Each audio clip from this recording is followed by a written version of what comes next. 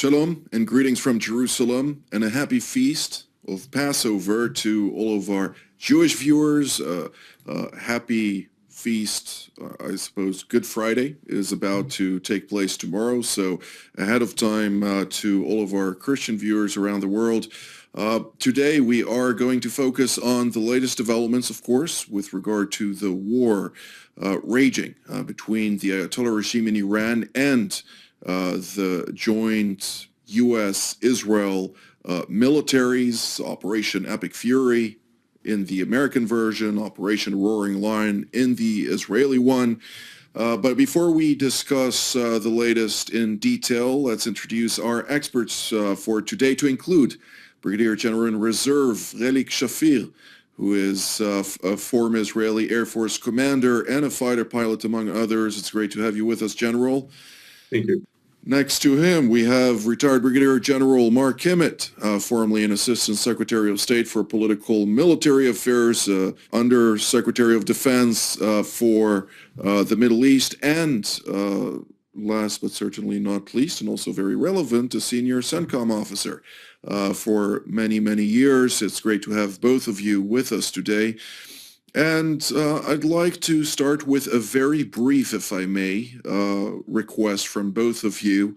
How would you characterize the current military component of the operation vis-a-vis the Islamic Republic of Iran, both from an American perspective as well as an Israeli perspective, and keep it to the military dimension alone? We will touch on the other components of politics later. General Kimmet, if you can narrow it down to the American angle. Tactics and operations, absolutely brilliant, disconnected from strategy. General Shafir, your take on that? Well, the Israeli strategy has to do with the nuclear and the ballistic missiles.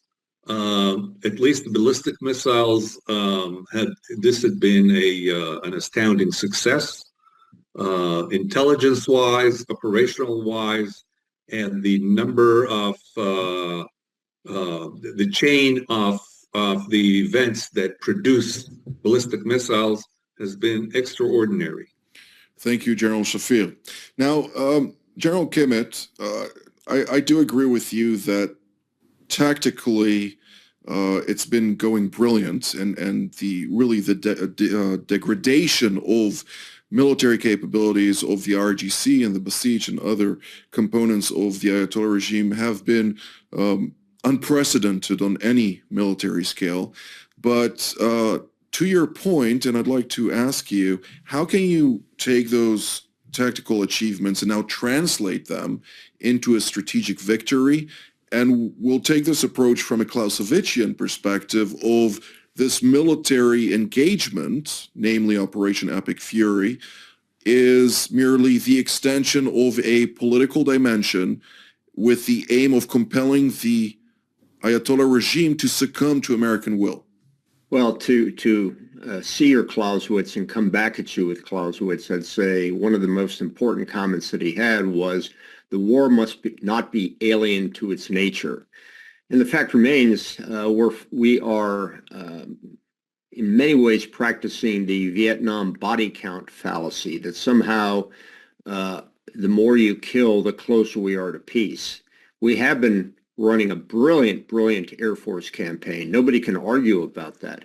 But the sum of the destroyed ballistic missiles has not brought us one iota closer to the collapse of the regime, or more importantly, the destruction of the nuclear program. The three objectives that we had set out, which at some points seemed to be changing, but were the nuclear program, the ballistic missile production and drone production program, and the proxy program. We have done nothing to compel the Iranians on the nuclear program, and nothing to compel the Iranians on the proxy program. And candidly, we have done a great job on the ballistic missiles, but we have only mowed the grass. Indeed. Well, on that, and if I may draw out from your analysis, which I find to be very to the point and very accurate in a military sense. I will ask General Shafir to elaborate on the Lebanese component, since Israel is engaged right now in I wouldn't call it a vigorous high-intensity campaign, but rather a somewhere between low-intensity to high-intensity operation with a ground maneuver attached to it, aimed at establishing a certain buffer zone. All the while we're seeing in Lebanon proper the political legitimacy of Hezbollah brought to question over this adventurism on behalf of the Iranians that the Lebanese people have viewed as in sheer contempt of really an organization that claimed to be part of the Lebanese construct, which it clearly isn't. Isn't that a diminishing of Iranian power in Lebanon the way we haven't seen in recent years? Oh, most definitely so. But I will use my colleague's wording of strategy, lacking strategy. The problem in Lebanon can only be solved through the Lebanese government and the Lebanese army, and maybe help of some European allies that the Lebanese have, namely the French, but also the Americans. And has Israel done enough to strengthen the capabilities of the Lebanese, and maybe even use the leverage with Syria, which has turned anti-Hezbollah in the current regime by exchanging some modes of operation in the Golan Heights, so that the Syrians have a motivation to put pressure on Hezbollah at the Bekaa Valley.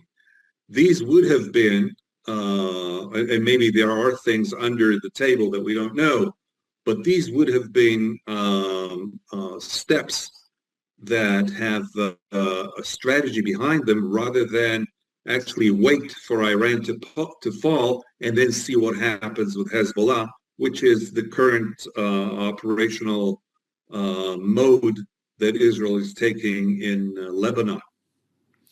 That's very interesting. With that being said, I think one of the key components of strengthening the government is for the government itself to be compelled to reform its military, which under the chief of staff at this moment, Rudolf Heikel, is unfortunately very much pro-Hezbollah and unwilling, not necessarily unable in every context. Certain aspects are, of course, barring it from disarming Hezbollah effectively, but being able to take over the vacuum and compel Hezbollah to disarm or to lower its involvement in non-Lebanese affairs is something that unfortunately is not in line with the current state of play. But I would ask myself, and this goes now towards the Iraqi portfolio, where we do see very much high-intensity fighting at some areas, particularly by Hashd al-Sha'bi and other components of the Iran-backed militias within this popular mobilization forces, not all of them, being in a very tough position, to say it mildly, and the Baghdad government is also pretty much between the rock and the hard place at this point. Wouldn't it be a correct characterization, General Kimmet, or is there something underlaying here that we're not necessarily apprised to? No, I think you're exactly right, Jonathan. I think the most surprising thing in this war, as it spread to the region, was actually two things. Number one, that the Houthis came in so late, and number two, the violence that has been unleashed by the Hashid inside of Iraq. I mean, people may not realize it, but America is bombing and attacking Hashid positions right now. And again, there is a similarity between the Lebanese government and the Baghdad government, which are both more than happy to let outsiders handle their problems. Hezbollah in the case of Lebanon, and the Hashid in the case of Iraq. And neither of the governments have seemed to have shown the spine to take that problem on themselves. Both Hezbollah and the Hashid are absolutely despised by the people, but they have so much leverage over their respective governments that very little is being done. Of course, one point that needs also to be taken into account is that Syria is no longer under Iranian influence, and that is very significant. The current government or regime of Ahmed al-Shara in Damascus is controlled by Turkey, not by the Islamic Republic of Iran, that is now pretty much establishing a wedge on the one hand, even though what is becoming more and more apparent, the majority of companies that are now being designated as we speak that are responsible for funneling money over the course of the past year from Iran into Lebanon on the one hand, and even towards the Houthis, happen to be located in Turkey and in northern Cyprus, which is, of course, a protectorate of Turkey or Turkish occupation. So that is something that also needs to be taken into account. What is the extent of Turkish involvement on behalf of Iran? Are they just turning a blind eye, or are they actually proactively involved, looking to somehow assert their own interests on this equation, is a question mark. General Kimmet? Well, I think Turkey, I wouldn't necessarily say that they are active supporters of the Iranian Revolution, but at the same time, they're, if not supporting, they certainly are, in some cases, turning a blind eye and allowing it to be facilitated through some of the banks inside of Turkey. I think that Erdogan is playing a very narrow game and a very risky game to try to continue this, ostensibly turning a blind eye to what activities are going on. Absolutely. Well, old Roman wisdom says do not start two fronts at the same time, and yet if there are multiple fronts currently raging, make sure that one is high intensity and the others are at low intensity. Establish pressure points and engage it in such a fashion that will allow the majority of your assets to be focused on the primary target at hand. And General Shafir, naturally, we are seeing that the Houthis, as General Kimmet has mentioned correctly, have come in on a very late stage, even though I must say they're not really involved. They are maintaining a very low-key type of involvement to signal Iran that here we are with you, but nonetheless, it seemed like they have hedged their bets and are realizing that the Ayatollah regime is in real trouble. Yes, they're like cheerleaders on the side rather than active participants. And they've taken a few shots that have all fallen short.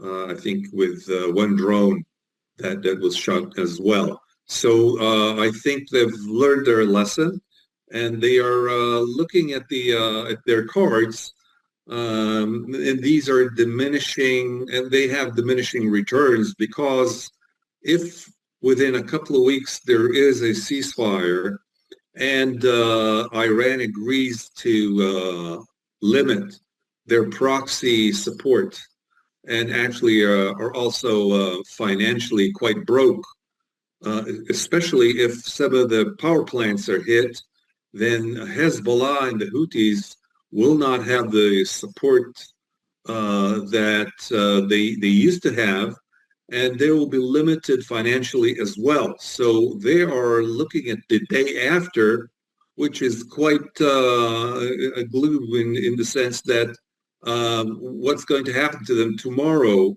How are they going to pay their operatives, and how are they going to replenish what they shoot? So it is true that Israel is waiting that the war in Iran ends one way or another to turn full power to Hezbollah. But the Hezbollah need to understand, I think, that they should draw back their fire. Otherwise, Israel will have the moral and the U.S. support to continue a pressure even after the Iran war ends. And I think most Israelis look at this as a mandatory piece of action that should take place once the pressure is off the main target.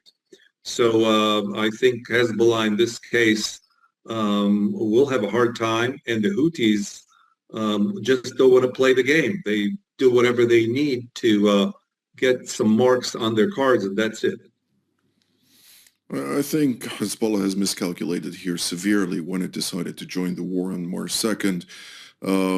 But time will tell how this will evolve, and of course, there are different schools of thought as to the foundation to Hezbollah's involvement, and I don't think we really have much or enough time to go into the fine-tuning on this. But General Kimmet, I know that you not necessarily agree with regard to Yemen, with regard to the Houthis, and I just will point out one factor that is important to mention before I'd like you to comment on the terror organization designated as such by U.S. State Department, Ansar Allah, dominated by the Houthi tribe with a network of tribes throughout a large contingent of territory, that if it does enter into the high-intensity conflict, so to speak, it may face not only Israel and the United States, but the Saudis are a big factor here. And I know that there were some conversations going back and forth between the Omanis and Sana'a, the Houthis namely.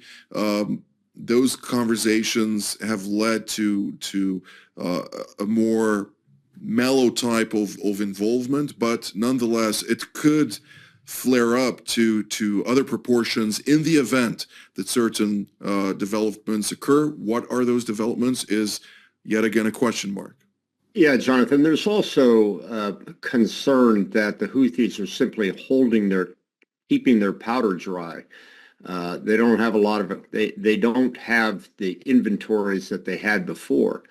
There is a suggestion that they're watching the Iranians as they're closing the Straits of Hormuz and see an opportunity to close the Bab al-Mandab again, and in both cases turning those straits into a toll booth. The Houthis would love nothing more than to convince the traffic coming into the Bab al-Mandab that they will not fire if they pay their tribute, and they will fire if they don't pay their tribute. One can only imagine the coordinated effect, the simultaneous effect of having both the Bab al-Mandab and the Strait of Hormuz closed. The economic capabilities of that would be significant. So I would say the Houthis, I don't think I ever would have said this before, but you've got to take the option and the consideration that the Houthis are thinking strategically, particularly since you can bring the UAE and the Saudis back in along with the Americans. The Houthis do not think they've been defeated at all or deterred at all. So we'll see. We'll have to see what happens.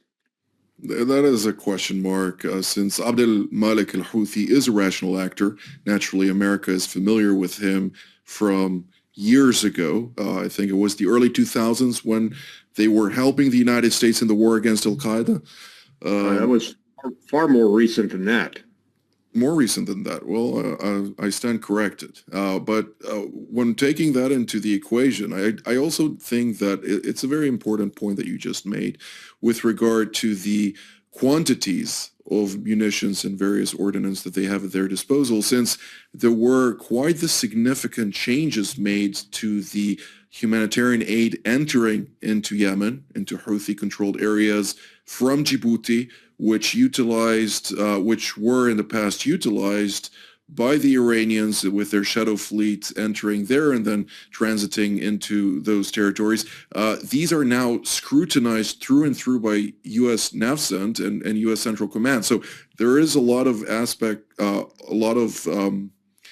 successful developments that have been implemented over the course of the past several months by the United States that have hampered those components from entering into the dominion of Houthi control, and therefore their ability to wage war, high-intensity war, has also diminished over time.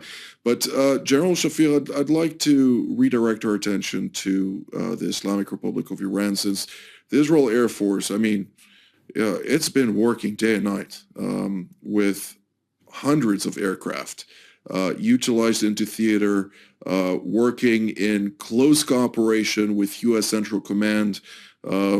Some of your colleagues who are active have told me that they pretty much have become another component of U.S. Central Command, which are very much closely operating in a way that was never seen before, and in a positive manner that really allows the effectiveness of each one of those components to operate in synergy and really pose a really devastating challenge to the Islamic Revolutionary Guards that are having a hard time coping with this.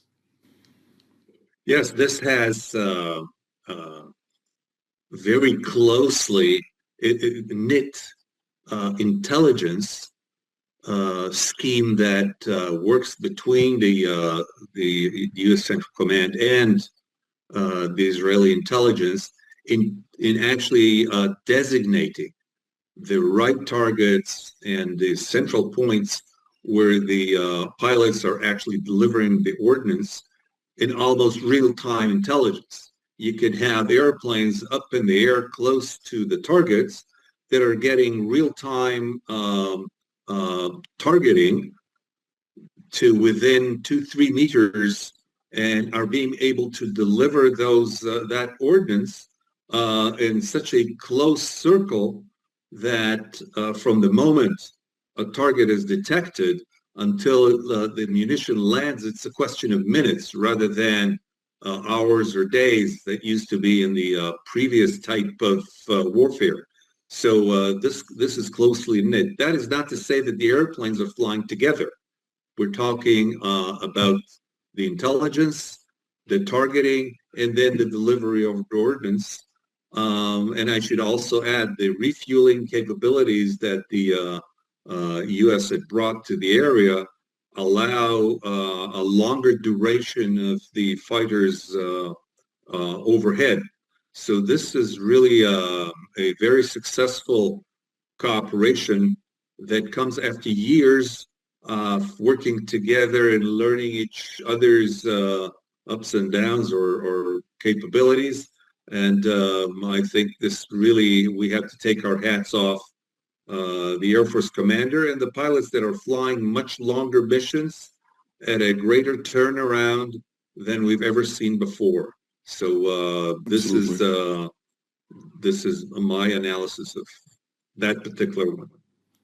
And U.S. Central, or rather U.S. Secretary of War Pete Hegseth did mention that over the weekend there were 200 dynamic strikes, which beyond the more than 1,000 of strikes in each day, that those dynamic strikes are changing those targets live upon the receiving of new and fresh data from the intelligence components operating either on the ground or in the air or elsewhere. That is quite significant. Now, General Kimmet, we have 3 minutes left. I do want to hear what you have to say on this, but beyond that, let's go back to our Clausewitz analogy. Obviously, war is merely the extension of politics by other means. What are the other activities taking place, if you can summarize it in the 2 minutes allotted to you, so we can conclude with just a short sentence by General Shafir as we conclude for today? Yeah, I would say that one thing that has not been discussed, particularly in the issue of dynamic targeting and dynamic missions, is the role of Anthropic and other AI in the ATO, the Air Tasking Order process, the decide, detect, deliver.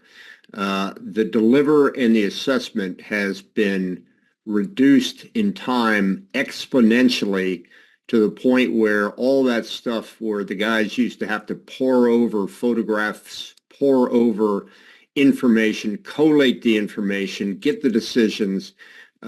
That's a meaningless time period now based on the ability of Anthropic data and other AI to bring it all together in an enormously fast pace. Yep. Take it 1 minute. Political aspect to this these activities, General. We'll give each of you 45 seconds. So we'll start with General Shafir and then move to General Kimmet. I'll use 30 seconds for this and 15 seconds for something operational. I think politically, Israel has not been very active diplomatically or strategically with, other than the U.S. being a proxy of the U.S. And this, because of internal problems in Israel that we won't go into, and this has hampered the ability to carry this campaign in a most efficient way. One thing I want to add, just imagine that you're sitting in an aircraft looking at a missile being shot on the ground, look at it with your helmet, and designate that particular point to another airplane taking a certain type of weapon that can deliver to pinpoint accuracy within seconds. And that is something of the new type of war that we're talking about that is new, and this is the first time it is used, and being so cost effective. General Kimmet, 2 sentences. Unfortunately for General Shafir, that's going to be much faster and much more accurate when the human is taken out of the loop and it becomes unmanned aerial bomber missions. Indeed. Well, as time progresses, it seems that we are heading in that direction. But I'd like to thank General Kimmet and General Shafir for all of your insight today, and to thank you at home as well, and to once again wish you a happy feast, either Pesach or Easter. Both work also at once from here in Jerusalem. Shalom.